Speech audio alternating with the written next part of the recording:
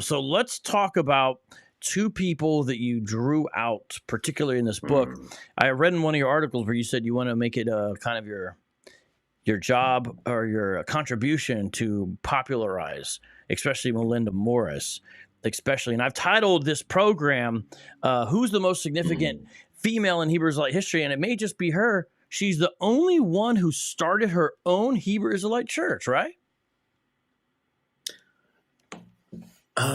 She was definitely the first, as far as we know. I mean, it's unlikely there was anyone before her, because she founded her independent Church of God in, I think, 1909.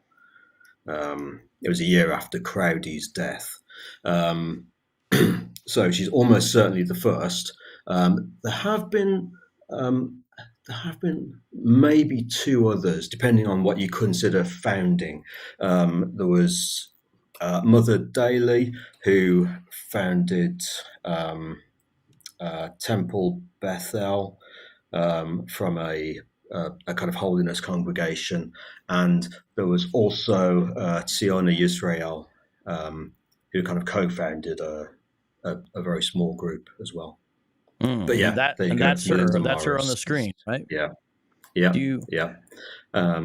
There she's that's, if I'm not mistaken, that's an image from the Church of God and Saints of Christ minutes of 1901, 2 and 3, and there I think she's showing the kind of regalia and the dress that the daughters of Jerusalem were supposed to wear.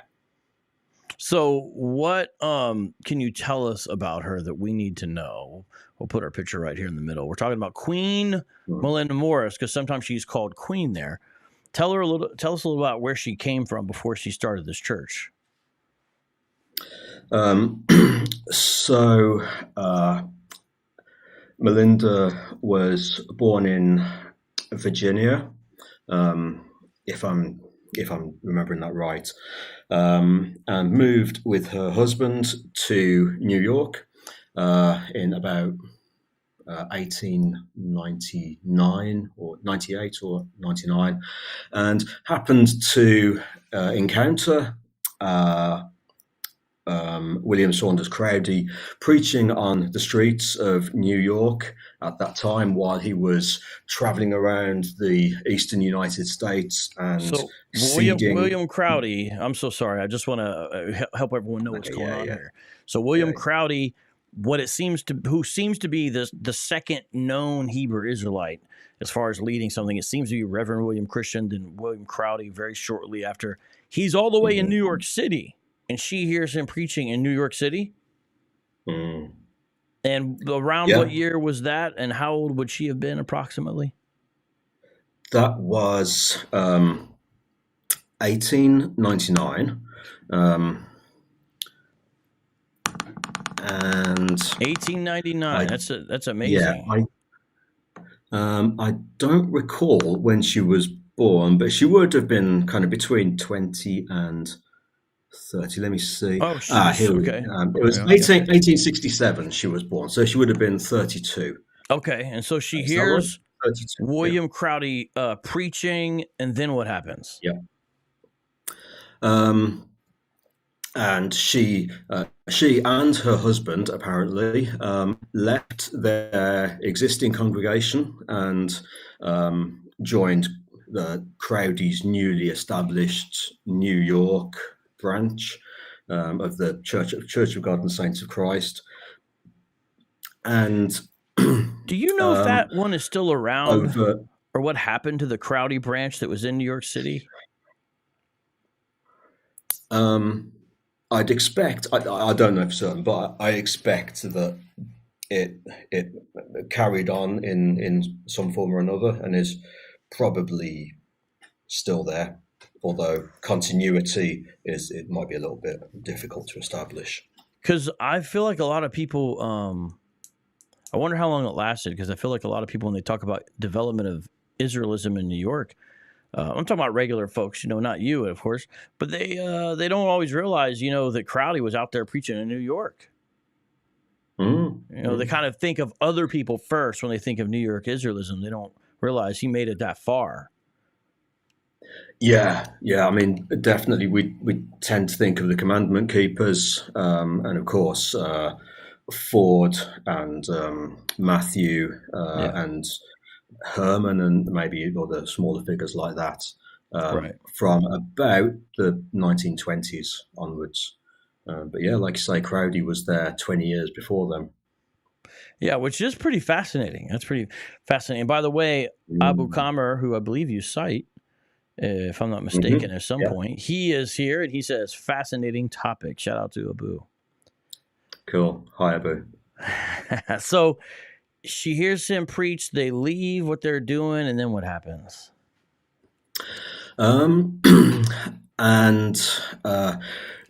Basically, Crowdy comes to know of her. She's quite a fiery character, very motivated and very strong personality. He comes to know about her. She kind of rises up in the ranks and the kind of annual meetings. He finds out about her. And she is actually selected in, I forget the exact year, I think it was 1901, something like that. She was selected by Crowdy to seed a branch in New Jersey, a branch of the Church of God and Saints of Christ. And she moves there. Son's husband, we don't actually know what happened to the husband. Even the people, the members of the still existing independent Church of God that she founded don't really know what became of the husband. But he vanished somewhere. So she moved to Newark in New Jersey by herself and started preaching on the street corners, and soon gained enough followers to rent a storefront church, and then eventually to build a street preacher. Female street preacher. Back in the early 1900s, how common was that for any religious body? How common was that? Okay, so that's not something I'm expert on, but I do, from what I understand from having talked to other people, maybe more common than we might think. Obviously, nowhere near the same number as there were male, but especially in the Black church, in like Black American church, females were quite highly represented, and especially as well with the kind of storefront church movement, they may have been more well represented than we would expect. That tracks. That I think that would make sense what you just said. Just so everyone knows, we're really talking about sort of American and specifically, of course, Black American religious history here. And that's how the book approaches the issue, I think, in a lot of ways. I think you could say that's what it is. It's just saying, here's a new religious movement, but you really go into roots and say you do a good job of aggregating a lot of historical data, but then you also bring some new things to the forefront as well, or highlight and publicize things that are lesser known, such as Malinda Morris and also Rabbi Cook. And so this, everybody, you can find in Dr. Michael T. Miller's brand new book. It's called Black Hebrew Israelites. It's on Cambridge. So this is a pretty big deal. And I'm tempted, of course, to want to talk about the One West part of the book, but because I'm glad that he adds a section on it, which a lot of scholars haven't done to this point. But audience, I felt like it would be even more important, and he suggested it. So, of course, kudos to Dr. Miller. He knows the topic very well, of course. He wrote a book on Cambridge. He suggested these two folks, and I said, that's a great idea.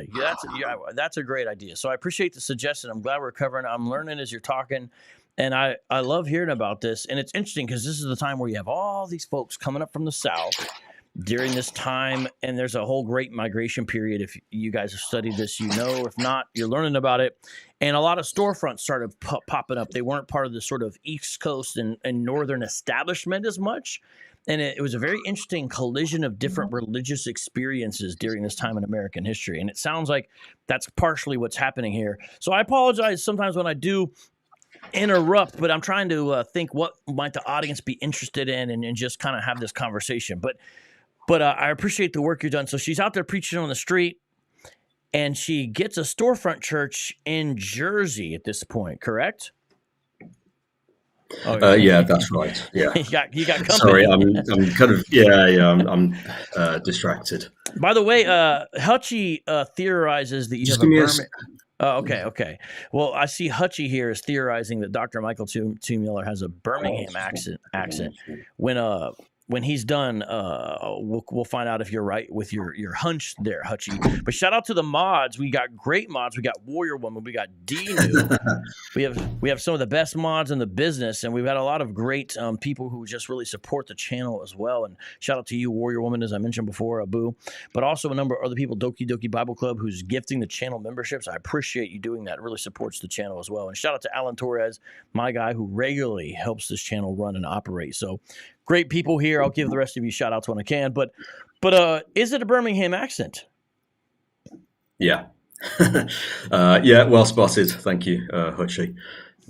Okay, you've been outed. Okay, so is this in Newark, New Jersey at this time? Yep. Yeah, it is. Which was kind of, Newark was undergoing quite a radical change at that time. I think at that time it was roughly about 3% black, but by the 1930s it would be something more than 50% black, I think. And all this, of course, due to the Great Migration from places like Virginia and other places down deeper in the South. So this is going on, and so it's a lot of change and clashes of cultures and whatnot, and very interesting time and a lot of new stuff. Yes. As you have this mixture here. It's sort of saltwater, freshwater blending together.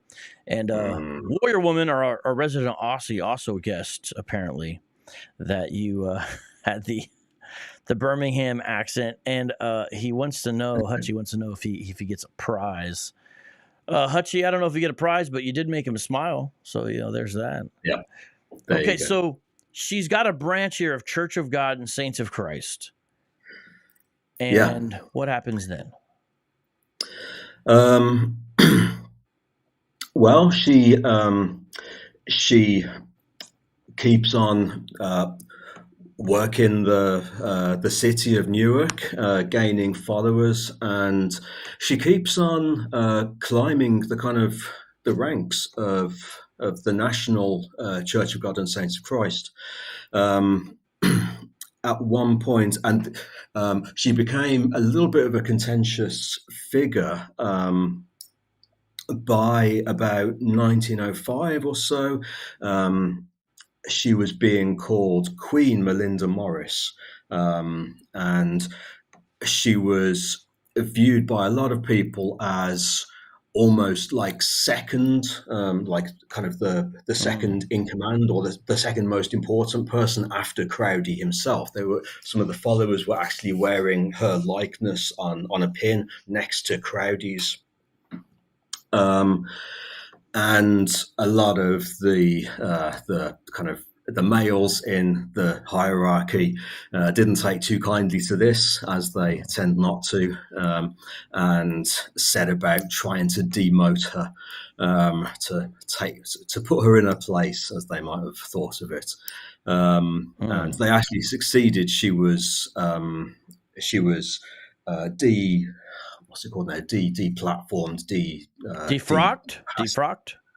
Not defrocked exactly, but she was just demoted. She was disallowed from preaching for 1 year, even though she'd created this very successful branch in Newark, and then so someone else had to take over, and she went into the background.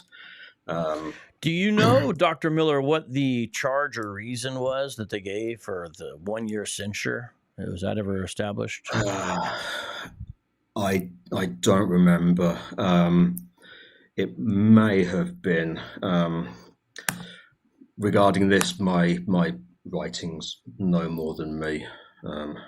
That's all right. I just wondered. Something in there about recently, I know Pastor Charles Dow kicked out his elder Rufus for the sin of presumption, and this is the guy that So sometimes people, it seems like, have a pretense for a reason. I wonder if that was the case with her, or if she was XYZ. I don't know. Do you know? Did she call herself queen, or that was put upon her? Do you know how that went down? That was judged by the congregation.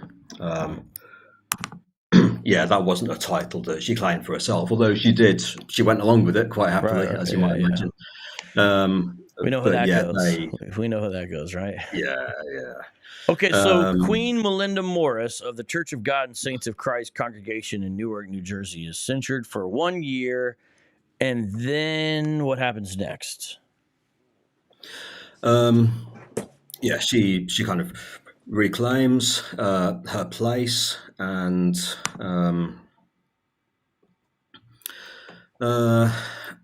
then only a few years later, Crowdy in 19. Oh, wait a minute! It was actually when it was because of Crowdy that she became known as Queen. Actually, because at a meeting in Plainfield, New Jersey, in 1906, William Crowdy actually placed a crown on her head, and that's when other members began to call her Queen. Oh wow! Okay, so yeah, Crowdy placed a queen on her head. Yes. Okay, or a crown on her head. Sorry. Yeah. And then in 1908, Crowdy was visiting, staying with her in Newark, in New Jersey, when unfortunately he passed away in August, and his body lay in her home for a few days until he was buried in Newark. And then almost as soon as Crowdy was in the ground, the arguments began about who was going to inherit his mantle. And that's when the Church of God and Saints of Christ split into two. These days, it's all the way up to 6, but that was the first split. Yeah. One thing you mentioned real quick, when Crowdy passed away, according to the travel companion of Carter Woodson, who some of you may know as sort of the father of Black history in America. Sometimes he's described as that. He's the one who established what now is, of course, Black History Month. Originally, he did it as a week in relationship to Frederick Douglass's birthday, is my understanding. But then it turned into a whole month. Carter Woodson had a man who traveled with him and took notes and went everywhere he went. He's like his right-hand kind of academic guy. He published his field notes. He published his field notes in a book that I own. It's on the shelf back there. They visited Crowdy's people. In the book, and I forget the general's name. I had to grab it off the shelf. He says they told him when Crowdy died, they did not immediately bury him because they had been led to believe he was going to resurrect. And he says that they told him that the city came and told them that you got to get rid of this corpse. Have you ever stumbled upon any of that? Are you familiar with any of what I'm talking about there? I didn't know those details, but yeah, I did know that they hoped that he might resurrect, but then it kind of became clear that he wasn't going to. Right. Yeah. So the split is it just Newark, New Jersey that branches off, or are there other churches or bodies that go with them? Right. No. So basically, it was two individuals with their own camps. There was Dickerson and Plummer, and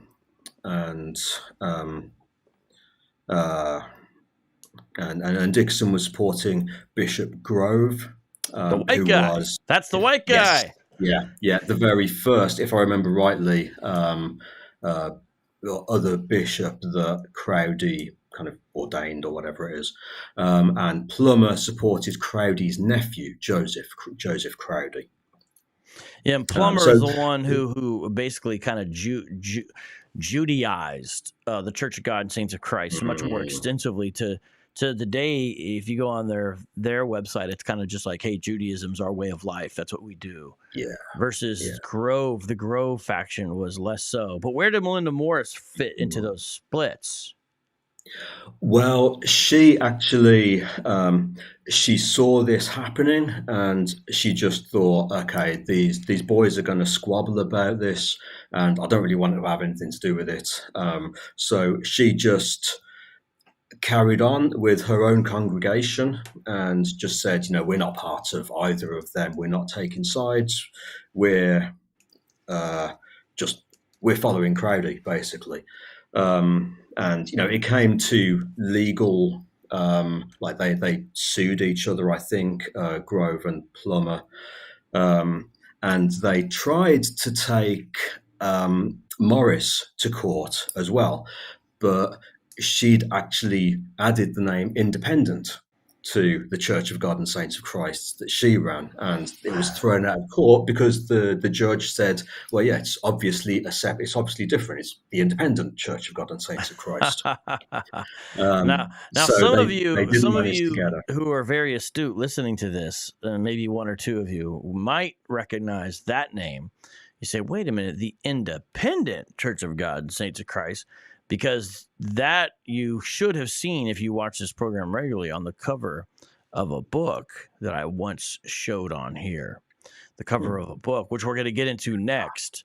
But as of now, we'll have to, I guess, hold that. But yes, Abu says, wait, I know nothing about Crowdy's congregation. Did I just hear he had a white bishop? Yes, he did. And in fact, Abu, the people who are more aligned today with the Grove faction, it's obviously Grove's dead, but who that part of the church, they say that what Crowdy was doing was like a great example of like progressive race relations, and that some of his followers didn't feel as visionary as he did. I'm just telling you what members have told me. Okay, I'm just telling you what they said to me, that agree with.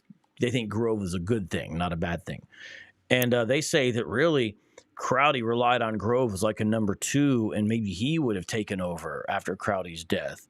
But people reacted against any kind of thought like that, and so there was a split because they didn't want to be associated with that. So some of the people I've talked to say that more of the churches in the West tended to go with Grove. I don't know if that's exactly true, but that's what some of the people I've talked to said. So yeah, James M. Grove. Yeah, he is a white bishop ordained by Crowdy, and it seems like Crowdy treated him just as another one of the members. It seemed, from what I can tell, it looked like it was a very kind of magnanimous relationship. I don't know if you want to add something to that, but it is interesting. Yeah, I mean, that's it's definitely the impression that I got, that really Crowdy and William Christian, you mentioned previously, intentionally created churches that were multiracial and were almost colorblind in that sense. Obviously, at the time of Jim Crow, and especially coming from the southern states, then they felt that kind of duty and wanted to take that quite radical step. Yeah, and it's interesting. Even in the establishment of Church of God and Saints of Christ, there's a white guy who figures somewhat prominently. Now, he's unnamed as a drunk Irishman. I'm just telling you their literature, okay? No offense to the Irish, inebriated or sober in the audience. But what happened is, the story goes, Crowley was preaching in one particular place, had been getting in trouble recently when he would street preach. And apparently the drunk Irishman says, I got some word of advice for you. And Crowley apparently was receptive, listens, and he says, you would get in a lot less trouble if you establish yourself as an official organization. And apparently Crowley took it to heart, and that's why Church of God and Saints of Christ was established as officially a church that it became. And they still celebrate it to this day. It's called Reestablishment Day. It's not the day when he received the vision, as it's told. It's a different day. They seem, from what I've been able to observe, Church of God and Saints of Christ now, they seem to celebrate the Reestablishment Day even maybe more than they really do the date of the first vision as it's dated, from what I can tell. Very interesting stuff, right? So we got the situation. Can I I want to show people this ceremony that I think is going to surprise them in a second here, but I know we've got a little bit more ground to cover with Morris. What happens after that, and what is her legacy? Okay, so she establishes the Independent Church of God and Saints of Christ, and basically carries on just in kind of in a very local sense. She becomes quite a local celebrity. She through her branch of the Church of God and Saints of Christ, she already managed several businesses, including a grocery, and also ran a home for widows and orphans. So she was doing a lot of community work, like good works in the community. She often drove around in extreme finery. She had chauffeurs and a horse and carriage that she was driven around Newark in. And yeah, she didn't really she didn't really appear outside of Newark, or at least outside of New Jersey, really. But she was quite a celebrity there.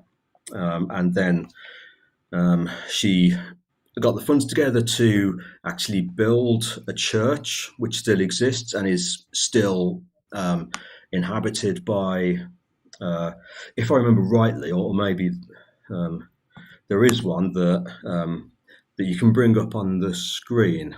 I think it's in the doc. Oh, okay. Give me a second to do that. I'm behind on that. Give me a second to do that, and I will. Okay.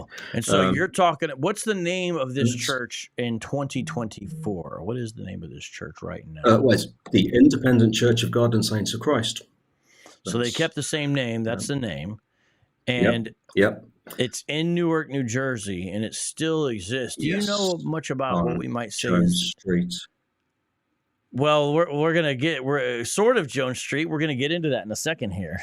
Okay. But this is fascinating because, Newark, New Jersey is definitely a city that's went through a lot of change in its time. And the fact that you have this there is just so many levels of fascinating. So just a minute, let me try to get this so I can show this, because you were kind enough to send a PowerPoint. So just 1 second here. Let me see if this will come up. Give me a second. All right, here we go. So Dr. Miller has got some pictures and images, and we're gonna share here. Just a second. I gotta get it on screen. This is something we talked about doing, and now we're gonna do it. I might have to convert this. You know what? It might be trying to force me to convert this to a PDF first. I'm gonna try this one more time. Let me convert this to a PDF. I apologize, and then after that we can I'll show it. But go ahead if you could and give me some time to set that up, please. So it's still there. It's still there. Yeah. They seem to have, their kind of theology or their approach to the religion seems to have remained much more as the Church of God and Saints of Christ was in Crowdy's days. So it's not, they don't consider themselves Black Jews or anything like that. They seem to just effectively be a small holiness Christian church. So you're saying it's not very Hebrew Israelite-ish in 2024? Not from what I could gather, no. Not from what I've seen of them, and not from speaking to a couple of the members. Okay. So I'm going to go through this. I'm going to show what you're talking about here. Just give me a second. Do you know which page we're talking about here? There we go. Okay. So that's the building today, right? Yep, that's it. That's on Jones Street in Newark. You can see the name of the pastors and stuff there. And it does have the Star of David, but obviously still the name Christ quite prominently mentioned. And if you want to flip onto the next page, the next image, then there's actually a shot inside that church. They got some pictures on the wall. Is that Crowdy and Morris or somebody else? Yes, it is. So on, let's see, on the right, there's Crowdy, and then on the left, there's Morris. And so she's actually given kind of equal stature with Crowdy there. Fascinating. Have you been inside? And no, I haven't. It's kind of tragic. Just to give a little bit of a detour, I got funding in 2020 to do a lot of this research, and it included a travel grant to go over to the States and look in some archives. And I really would have loved to go to Newark. You couldn't do too much traveling, could you? And it was no. Obviously we were locked down, and even when the flights opened up, my wife said, "Look, you just don't know what's going to happen. They could, anything could happen while you're there," and just stuck there for 6 months. Yeah, she didn't want you to get stuck in these United States. Yeah. No. Hey, we'll get it. Well, at least she wants you around, so that's good. Yeah.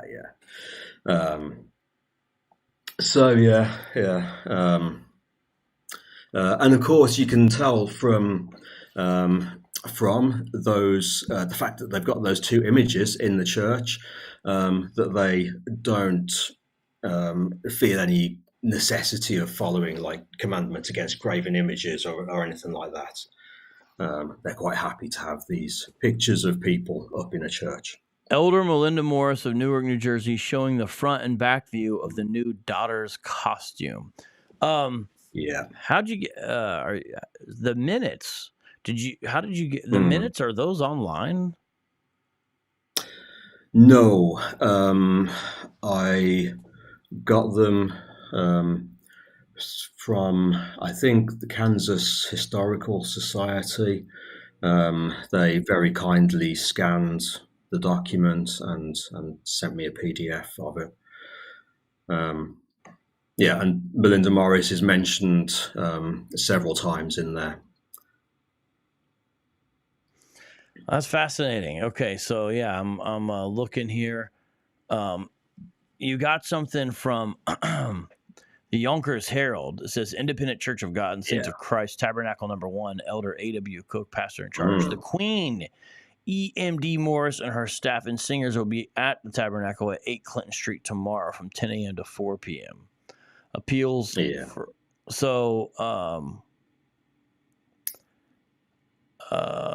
is when they're all traveling about, it looks like. Did she sing herself as well? I'm not sure about that. I kind of feel like maybe not, but I couldn't say for definite. Yeah, it's pretty fascinating. And so you have this that's in the it's not forthcoming now, it's out from the Black Theology, your entry, Bishop Allan Wilson Cook, Rabbi Haling Hank Lenht, Queen Malinda Morris, and the Independent Church of God, a missing piece in the history of Hebrew Israelite Black Judaism. And I've seen that article is available online.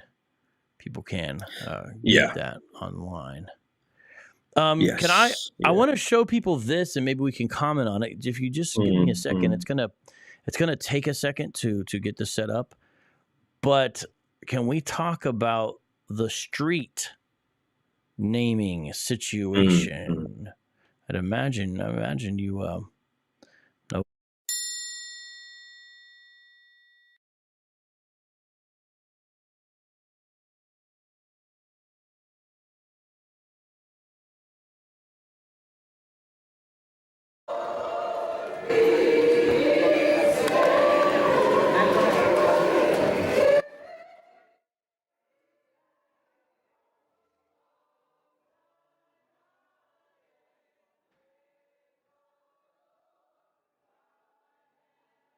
Oh, sorry, I was muted for a second.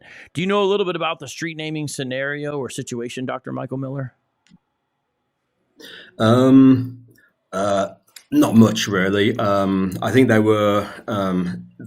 requested, and the local authorities agreed that a portion of the street could be renamed after her to do, in memory of the good works that she did in Newark. It's now called. What was? Do you remember the exact name? Well, or you got it there? Let's go. I'm going to skip forward. I think we're going to be able to see it. So this is all from the ceremony. They can't. Oh, I thought they were going to kind of. Wait. Oh, I don't know if you really see. I have a picture of it. I was trying to show it in this video though, but I believe it's Queen Malinda Morris Way. But I'll grab it in a second here. So this is them. They walk out onto the street, and some of the members talk and say different things. Yeah. Okay. Let me just. I don't think but it's kind of cool that you can see them coming out. Let me grab the picture for you real quick. But everyone, this is Church of God and Saints of Christ, part of Crowdy's. Sorry, thank you. I appreciate that correction. This is the Independent Church of God and Saints of Christ, with Malinda Morris as the founder, basically. And this is a street naming ceremony where in Newark, New Jersey, the street was actually named after her. And I'm going to show that picture real quick. I got it up. Just give me a second while we watch this. Here we go. Okay, I got some good pictures of it.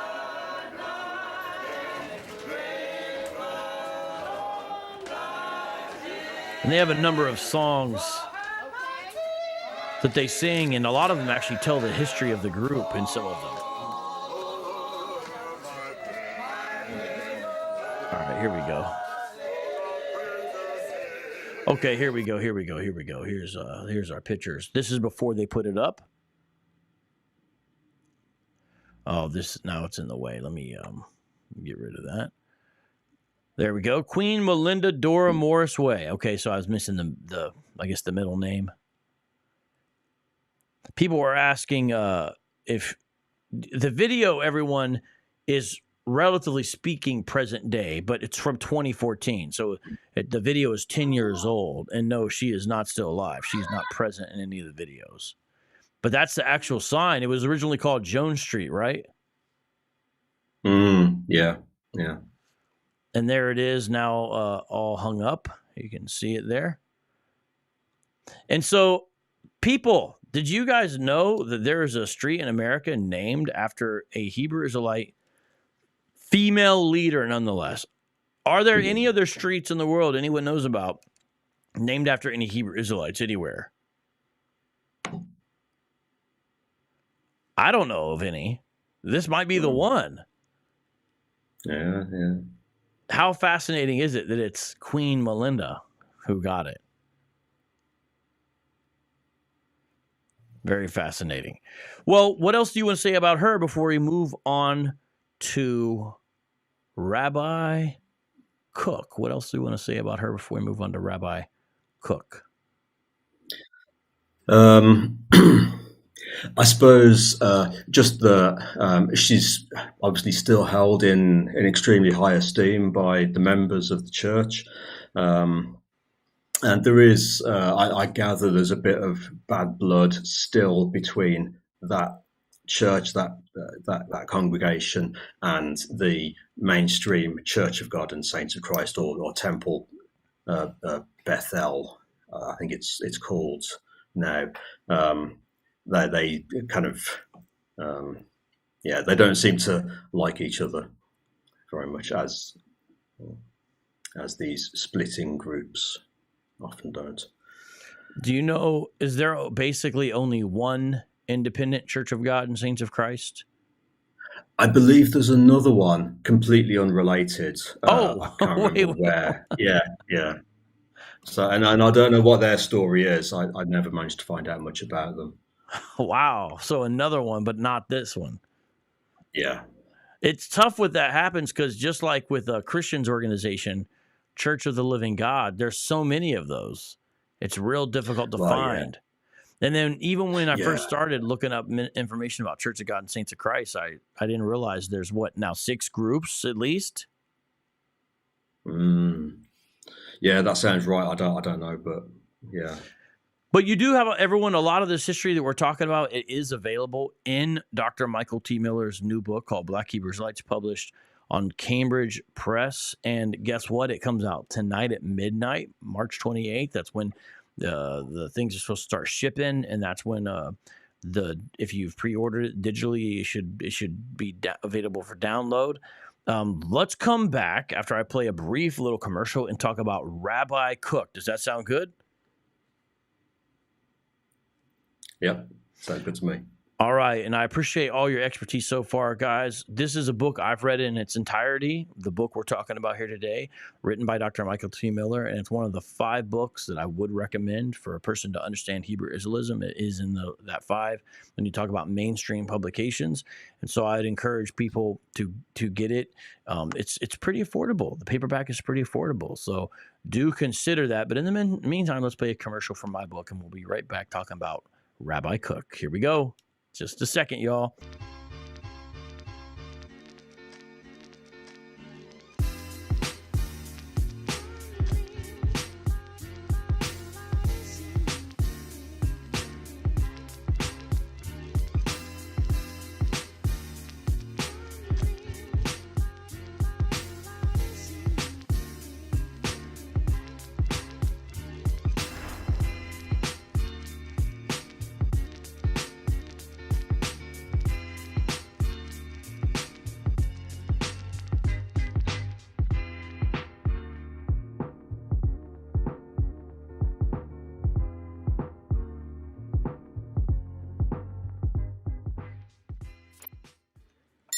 All right, ladies and gentlemen, you are tuned in to Street Apologist Live. I'm your host, VOCAB MALONE. This is the show where we serve the underserved and look into the overlooked. And today we are talking to Dr. Michael T. Miller, who has written a brand new book simply titled Black Hebrew Israelites. It's published on Cambridge as part of their New Elements series, which is about new religious movements. And he's done a wonderful job putting together information that's available, as well as adding some new important things. And one of the things that he's done a great job of publicizing that people don't really know much about are these 2 unknown OG Israelites, as I called them in the thumbnail. Queen Malinda Morris, who we just discussed, there's more to talk about with her, but at least we made an introduction. Ended off showing the street naming ceremony situation, where she's actually got a street named after her there in Newark, New Jersey. That's actually it right there. And now we're going to move over to talk about the other gentleman in the thumbnail, Rabbi Cook. But that's not the only name he goes by. So you may have seen him or heard his stuff around if you're into this sort of thing and follow this channel. If not, you're about to get an introduction, because we have an expert guest who's written a number of articles on him today, rejoining us, Dr. Michael T. Miller. So I appreciate your time very much. Let's talk about Rabbi Cook. Let's go. I'm excited. And audience, be sure to hit that thumbs up button. And thank you, Alan Torres, for the super chat, the first and only super chat of the show. Thank you for your support, Alan Torres. You help us do ministry and you help us do research, because we do multiple things around these parts. So to get this book, you got, does it work where you basically get a little grant or funding? And is that how some of the research works? Because I don't know if people know that, or I don't know if you're allowed to talk about that, but you get a little bit of, and that's kind of the stipend you have to live off of, and you got to finish it within that time, and then you move on to the next thing, looking for the next place. Is that kind of how it goes?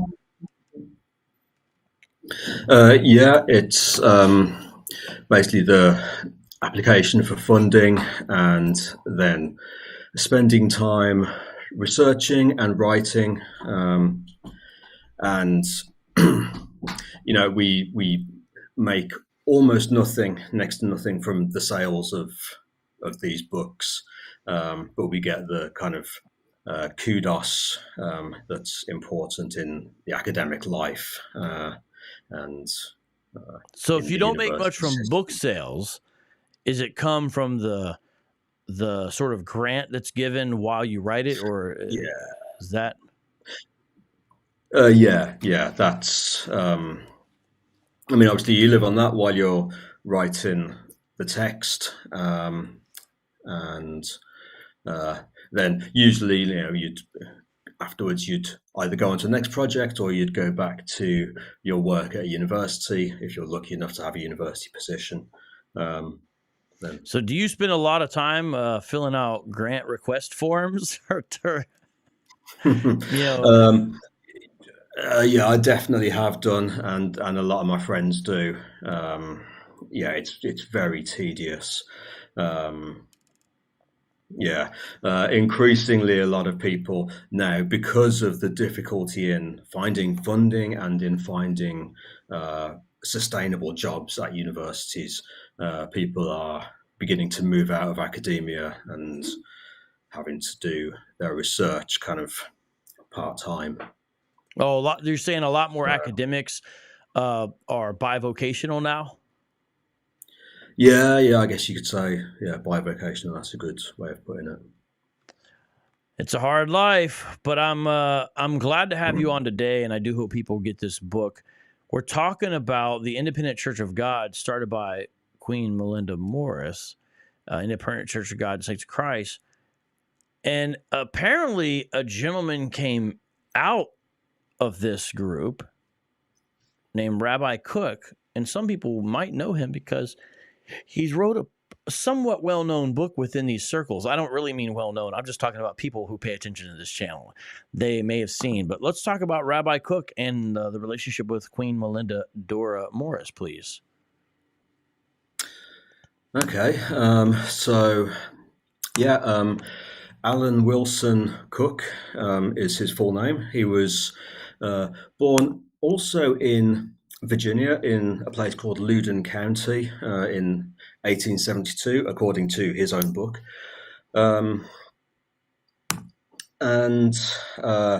According to him, he was born, his father was a slave, and his mother was a black Jewish woman. And what exactly he meant by that is open to interpretation. If she was part kind of white Jewish, like Ashkenazi Jewish, and part black, or if she was black Jewish and part white, we just don't know. He simply says she was a black Jewish woman. And he lived kind of rurally for many years until he had a vision, some kind of religious experience which provided him with the message that he was going to bring to the world. And he moved to Montclair in New Jersey. Wait a minute. Got married. Hold on. You're saying Rabbi Cook says he had a vision too? Yes. Yeah. So, I know Crowdy gives some detail about his vision. He's got the tables and the denominations on the table. Elements of it reminded me of Joseph Smith's encounter with the two personages.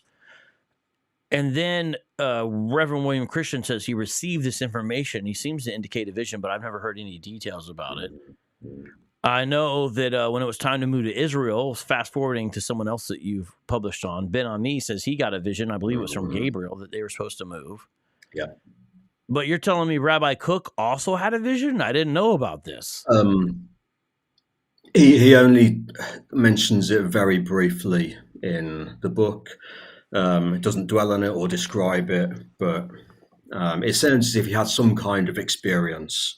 I think he says that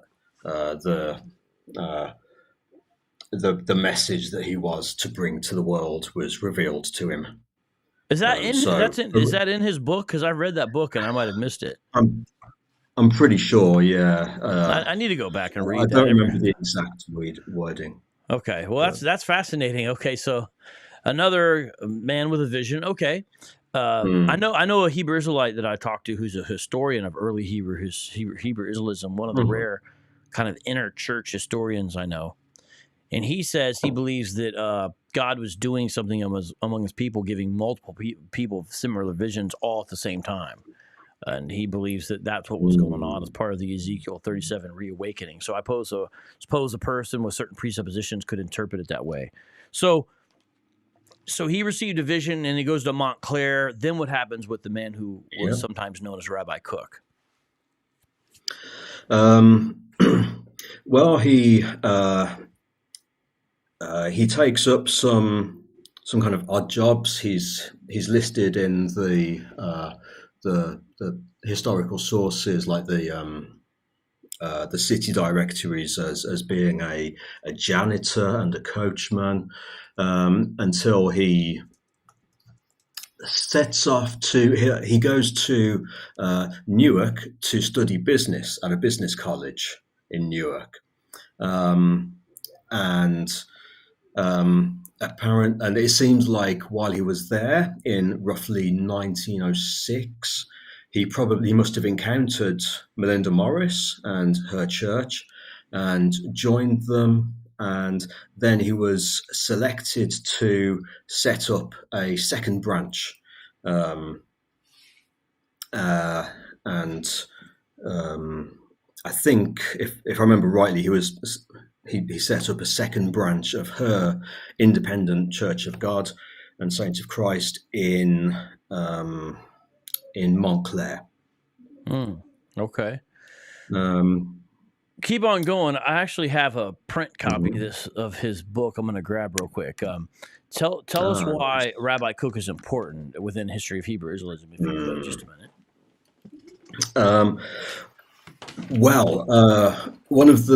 So there are several things where he seems to predict he seems to be a pioneer of the way that Hebrew Israelism would evolve. So first thing, he removes, in his slightly later own church, he removes reference to Christ, and there's it becomes very much more Judaic in form. He begins referring to himself as Rabbi. He assumes a different name, Rabbi Haling Hank Lenht. He calls his church the Church of God of the Black Jews of the tribe of Judah. Obviously removing Christ from the name.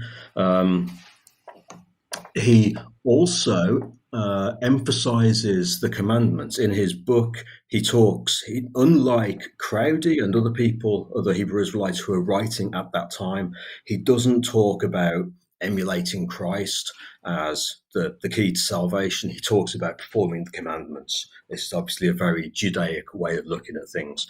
But perhaps most importantly, his book is the first recorded reference to Deuteronomy 28 as a proof text of the descent of Black Americans from Israelites.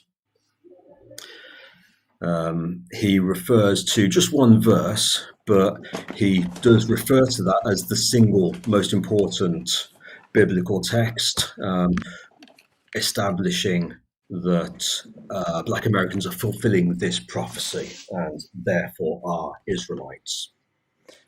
The very first published example that we have of Deuteronomy 28 being used as an argumentation, which it could have been before then. We don't know. We don't. But as far as publishing, which is interesting because that means it was about at least a quarter of a century till anyone publicly saw that argument being given. What I mean is a quarter of a century, over a quarter of a century since the movement had began. More than a quarter of a century. I'm just saying it that way. Before, since the movement had began, that we know of anyone saying Deuteronomy 28. It's so foundational and fundamental now. You would think that Christian would have mentioned it, Crowdy, if that was something they were using, but it really wasn't. They kind of basically made a different type of argument from what I could tell, which was, hey, these folks back here are described as black, and we're black, we're their descendants type of thing, versus like a prophetic fulfillment. Yeah, very different in kind of style and also in significance. So whereas, Christian in his book, he brings out these verses and he says, here's Solomon saying I'm black, here's Job saying I'm black, here's Isaiah maybe, or the various other people. And he uses that and he says, look, the Israelites were black and we're black too. Yeah. So, and that's really what Dorman meant when he described this as black Israelism. He's saying not that all adherents are black, but that basically people were saying the ancient Israelites were black in a manner of speaking. But yeah, here's a modern like facsimile or whatever, Independent Church of God of the Judah tribe of Israel, the black Jews. And here's the interesting part: as a fade from black to pure white. And there's that little thing. I've always wondered what that little graphic or logo is. You know what I mean? It's like a plant of some sort, or it's because it's in the book in the original thing, but I don't know what it is. And then everyone, I want to read a little bit from this book that Dr. Michael Miller's done a great job of making people aware of. This section right here where he kind of opens up the book. The black Jews, one God, one aim, one destiny. He created all nations of men equal of one blood to dwell on the face of the earth, Mother Church. 2, the charter of the Independent Church of God, the black Jews of the Judah tribe of Israel, and the Constitution. 3, this book is the first that has ever been published in this country or any other country of this kind for 2,000 years. So there, of course, you see a restorationist impulse.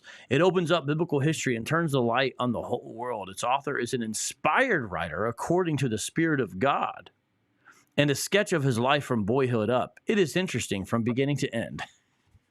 So the 5 points laid out in the beginning of the book. What else can you say about this book? And I'll just show the picture here of Bishop A.W.Cook.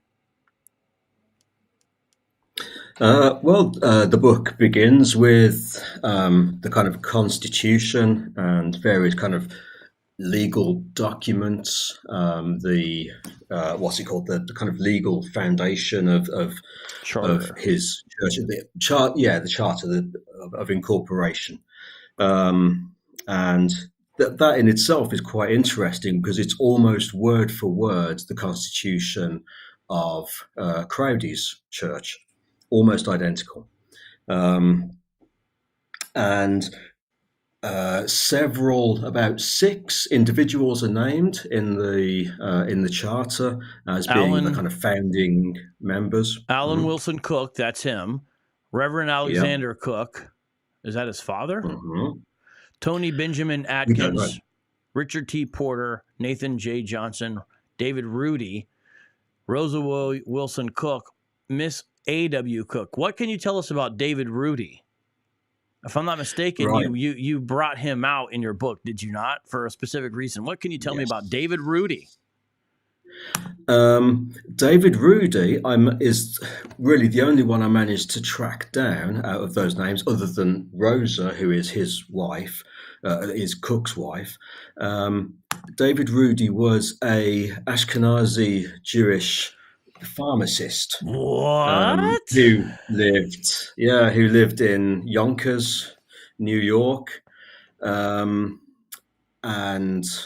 obviously, I think he was a Russian immigrant himself, and I believe I can't remember whether I mentioned this in the book. You brought it out somewhere in one of your writings because that's where I read it. So that's why I was. Yeah, I definitely.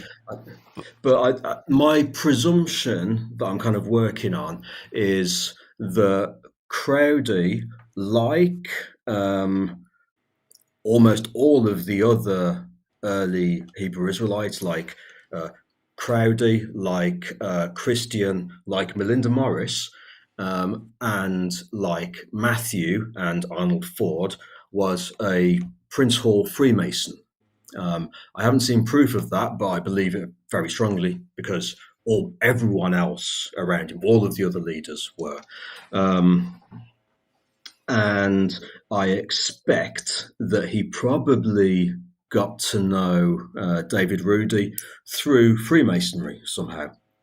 That'd be interesting because, well, I understand that Prince Hall is like a separate thing, but I wonder if there was some overlap or something like that. Yeah, probably, especially in New York at those times. Yeah, so we know, I mean, Christian comes out and says it. I'm a Freemason. He has the all-seeing eye right there on the cover, and then he says, of course, it's the best mode of religion and all that. Crowdy was, we know. My understanding is Cherry. Now, I know he's from a somewhat later generation, but Cherry was as well, is my understanding. Okay. So, and you believe Cook was as well. Yes. I haven't seen any proof, but it seems extremely likely to me.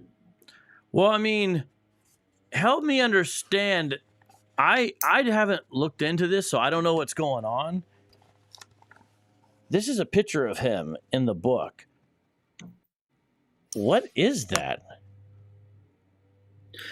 Well, yeah. Good question. I think that's actually the picture of him as Professor Cook, when he was teaching dancing, right? Yeah, Professor A.W. So he was Cook. A dance teacher. So that's how he's Professor Cook. Tell me more, because this is interesting. It's just a really funny kind of aside that before he went to Newark and taught and probably and studied business and probably met Malinda Morris. He was also a dancing instructor, and you can see he's really got quite nice clothing there. He obviously spent a lot of money on those clothes. And in the book, I don't know if you can find the quote. I do have it here somewhere. But he says that he decided that he was going to teach black folks how to dance like the white folks do. Wait, what was that? So I don't remember reading that. First of all, you don't hear many people say that. But second of all, that was his goal. Yeah. Okay. So here's the quote. He says, "In 1903, I came before the world as Professor A.W. Cook, a dancing master and teacher of etiquette to my people. At that time, all the dancing that my people could do was jigging and book and wing dancing. I did that old stuff down on the farm. So I made up my mind to teach my people a new kind of dancing, the way the white people dance." Wait, what? And of course, yeah. I mean, now, like, it would be kind of material for a comedy sketch. A black man teaching other blacks to dance the way white people dance. Yeah. That does sound like a good material for a comedy sketch. Actually, that's good. Wow, fascinating. But at the time, like there was this idea of racial uplift, which meant basically kind of teaching blacks teaching themselves to leave behind their ways, which were seen as very uncultured and unsophisticated, and to show that they could adopt the ways of whites and be able to integrate and be as good as white people. That was kind of the thinking at the time, and I think that's what was behind this kind of idea. I want to read a little bit from this book relating to that, because it's fascinating. Check this out.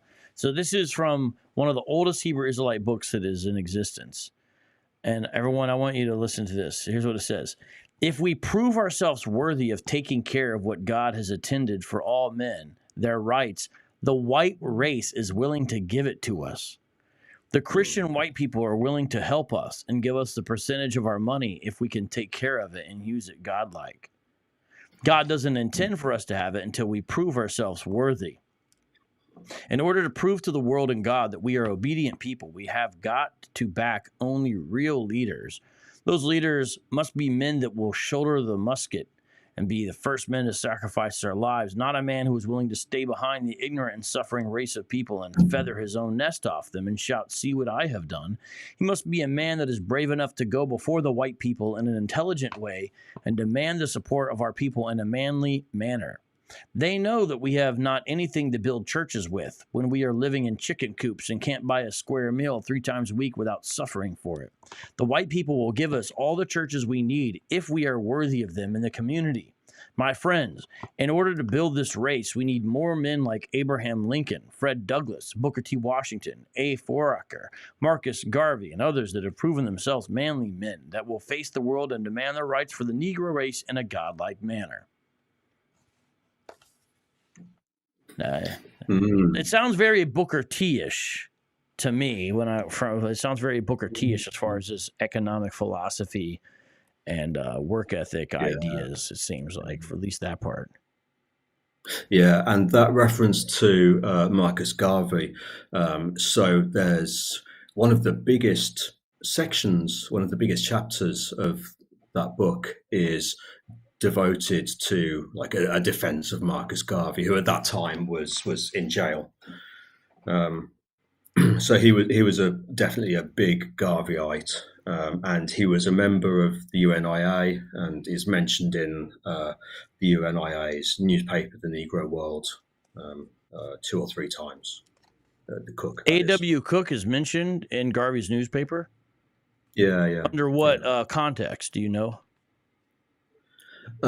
He gave a couple of talks, or kind of was mentioned as being present at one of the meetings in the probably the Yonkers, New York branch of the UNIA.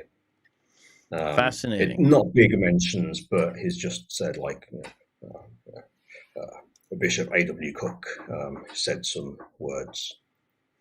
Yeah. It really does say what everyone, it really is in here. In 1903, I came before the world as Professor A.W.Cook, a dancing master and a teacher of etiquette to my people. At that time, all the dancing my people could do was jigging and buck and wing dancing. I did that old stuff down on the farm, so I made up my mind to teach my people a new kind of dancing, the way the white people dance. It is fascinating, but in here, he says, Haling Hank Lenht is A.W.Cook.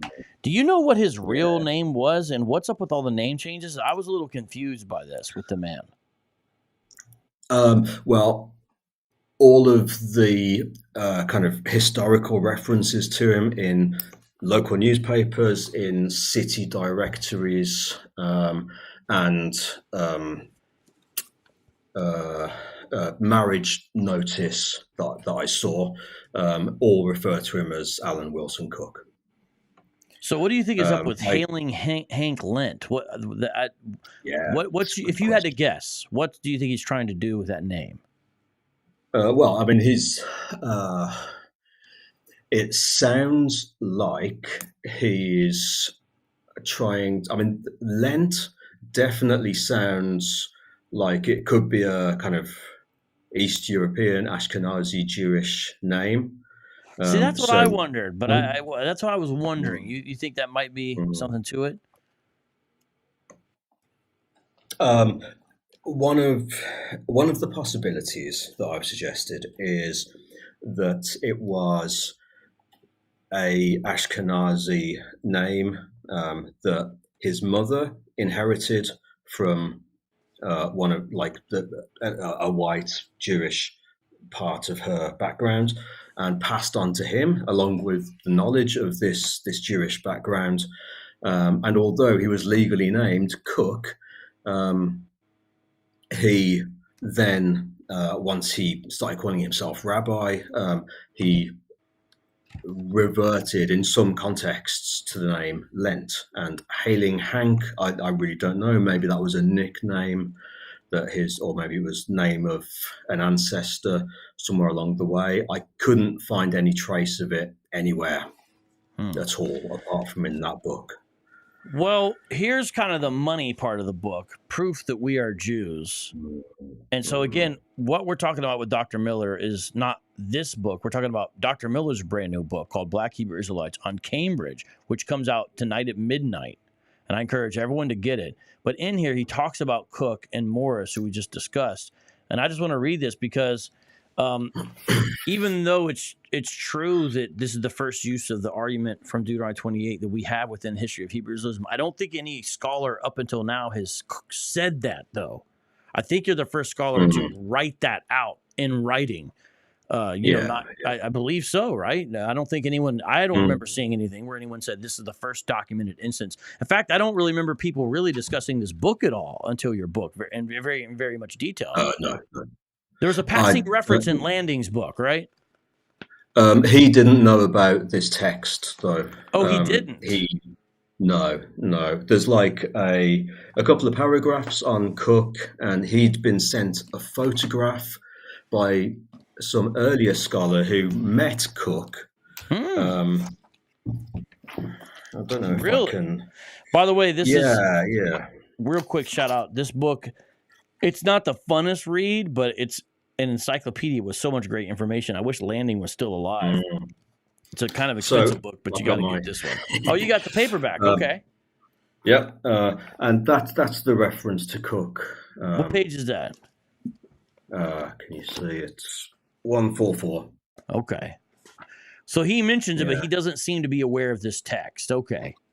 No, and he says basically Cook seems an interesting character, but he seems to have vanished from history after this one brief appearance. Oh, here we go. A photograph appeared in Godby's 1930 work in which the bishop rabbi is shown in a white tuxedo and shoes, a black beretta, a wide sash across his left shoulder, and pinned to his left lapel a large circular rosette from which descended several colorful cloth streamers. Okay, fascinating. Had prepared, and the person who met him and had the photograph seemed to think that he was part of Matthew's congregation, so the Commandment keepers. But obviously he wasn't. It says this is a development from Bishop Matthew's congregation, but he's part of the Independent Church of God and Saints of Christ. So it doesn't seem like Landing knew that. Did Cook finish out his days as a member of the Independent Church of God? Because I had someone told me he came back to the main body at some point. I don't know if that's true though. But that is just I don't have any evidence. But one of the members said that to me once. But did he finish out his days in the Independent Church of God and Saints of Christ? From what you know, well, none of the congregations that he founded were ever very successful. So he and his wife moved back to Montclair after a few years in Yonkers, and he never really founded another church after that. He kind of preached a little bit. So don't know kind of where he might have worshipped, really. Fascinating. Can we show a little bit of the PDF? Because you have some stuff about him as well. If we could, oops, that's the wrong thing. Just a second. I apologize. Host plus guest plus PDF. Let me get to the right place on this. Because you had something else about him on the PDF, I believe, correct? There we go. There's the book that you can find in the Library of Congress and on archive as well. Yeah, just VOCAB, I'm probably going to have to close this out in about 10 minutes because my family are getting restless. No problem. Timing works. So there's the aforementioned Bishop Plummer of the Church of God and Saints of Christ that kind of Judaized that body as far as one section of it. And that is an older picture, I guess you might say more current in a certain sense. I believe that was inside the cover of the book of A.W.Cook, 1872. That's when he was born, of course.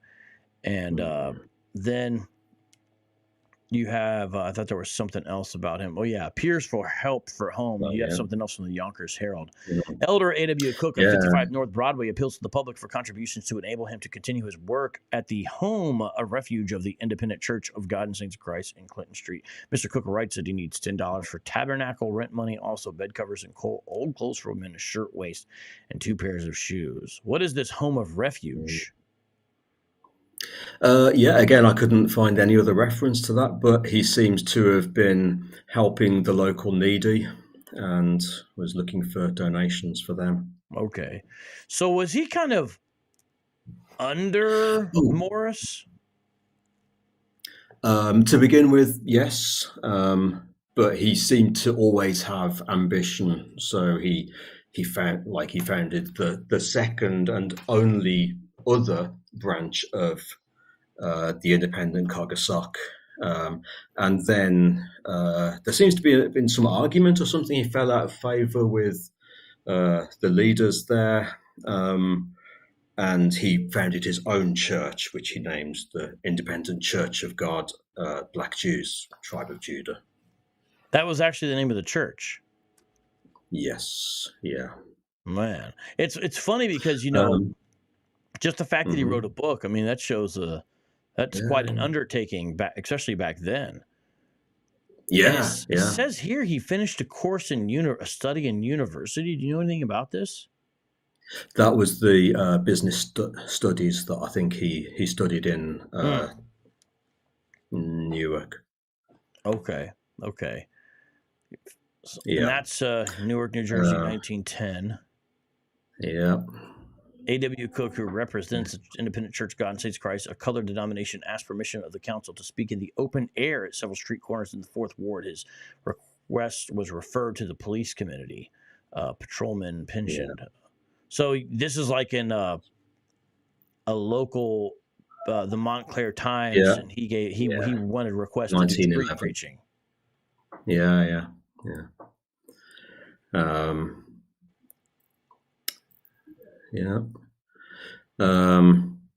And there's Harlem in 1920s. And this is Lafayette. That theatre was quite a famous theatre in Harlem. And that was actually, he rented a room where he held the meetings of his church. And this is actually, if you can just go back to that picture of the house, because it's really interesting, that's the actual house where he lived with his wife for several years. It's still there in Montclair, and you can see, like, it looks rickety now. That's the image from Google Maps, and I wouldn't want to live there now. It's like it's still a multi-dwelling house, and you can see how it's kind of been built in stages with kind of different residences for different people, different families in that single building. He would have been living there 100 years ago. Yeah, his book turns 100 years old next year. And so as far as publications, the argument from Deuteronomy 28 will be 100 years old next year. And he died in 1926. Died in 1926. No, that was his son. Oh, I apologize. Oh, Junior, I apologize. Oops. Oh, so you mentioned how his son had died when he was okay. Go ahead. Yeah. It's quite a tragic, story, really. He and his wife were never very successful with children. They birthed 3 children according to the census records, and only one of them survived, who was Allan Wilson Cook Jr., born when they were both in their 30s. And then very tragically, he died aged 19, their only son. And obviously, they were by that point past having children. They were in their 50s by that point. And you can tell in this in memoriam that was published on the anniversary 3 years later of his death, you can tell that they're still kind of in pain from that loss. Yeah, that's tough. And see, also you've uncovered an advertisement for the book there in the Montclair Times. Yeah. The First History of the Black Jewish Children of Israel author, Bishop A.W.Cook, gives the address $1. Fascinating. Yeah. And the pictures from the book itself of him, including the... wow. Okay, so last plug for your book or anything else you want to make sure you get out. I thank you for joining in your time. Your research is very, very important, and you've been very generous, and I just really want to thank you for all that. But I know you just finished this, and I do hope you get some interviews out of it besides just me. You got any upcoming interviews? What can we do to help? I'll actually be talking to... the name has escaped me now, but I'll be on another podcast in April. But people can find it's the Leading by History podcast, which is with Dr. Masayahu Israel, himself a Black Jew. And we'll be talking about various things in my research and our shared interests. People can find me on Twitter, or X as they want us to call it, and they can also find my research page on academia.edu, where I've got copies of a lot of my articles, even the ones that aren't usually freely available. People are welcome to reach out to me with any queries or anything, really. In the book, Black Hebrew Israelites, Elements and New Religious Movements by Michael T. Miller, today's guest, is available on Amazon. The prices I see are $20 for the Kindle, $22 for the paperback. It's very affordable. Hardcover is a little bit more, but this is an academic book published by Cambridge. And so I encourage people to get this and read it, and you'll learn a lot. And it's excellent that you have a section on the One West as well. You've added that into the history. And so there's some new stuff in this, and that's great. So thank you for the good work. Keep up the good work. Yeah, thank you as well. It's been great to come back and chat with you again. Yes, sir. Have a beautiful day, and thanks for joining us today on Street Apologist Live. All right, y'all, be sure to follow him on Twitter. He is on X, and this is a book that I really do encourage everyone to get.